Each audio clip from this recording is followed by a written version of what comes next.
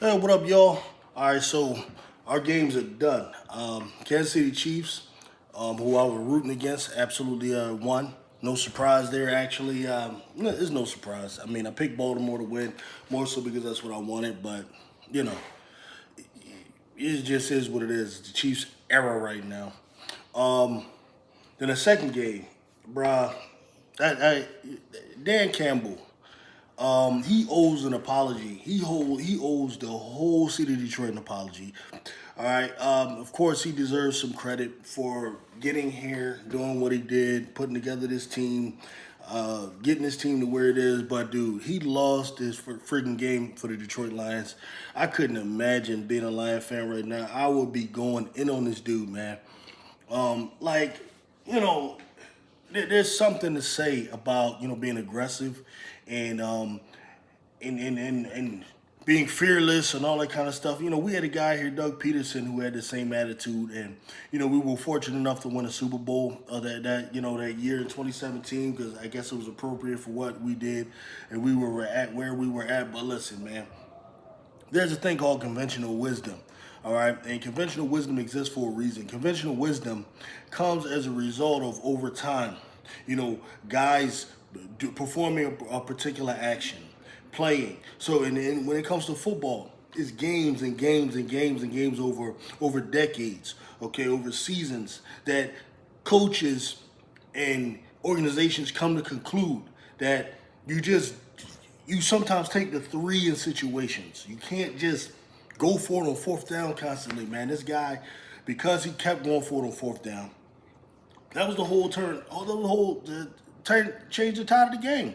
First of all, the Lions were not prepared in that second half. The 49ers came out. They made some adjustments. They just played with much more energy.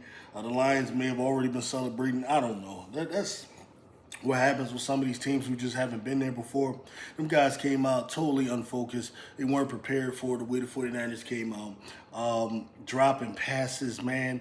And then when that starts happening, the 49ers start getting just fortunate plays. That pass to Ayuk from Purdy, that lucky bullshit, that he caught.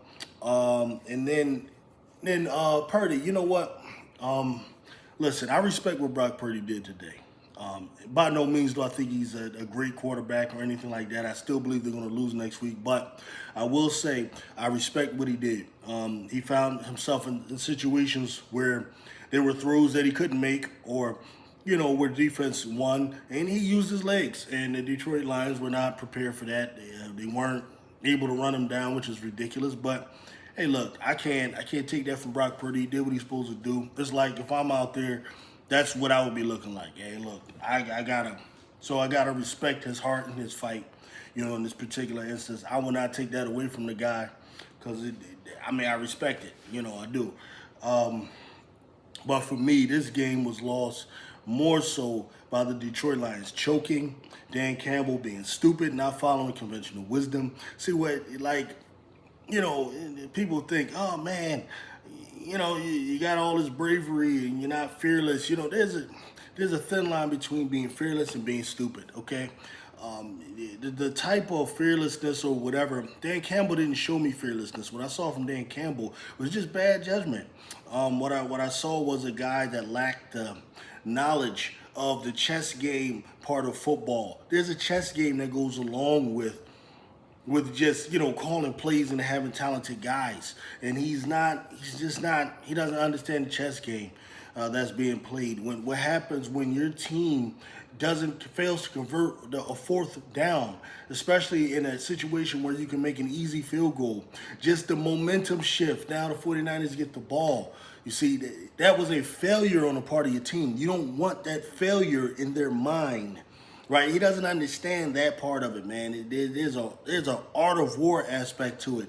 There's morale. There's momentum.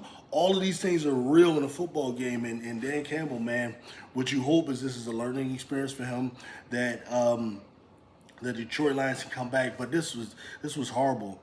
Like, he showed just a lack of patience. He showed a lack of understanding. That's what that appears is to me. That was horrible.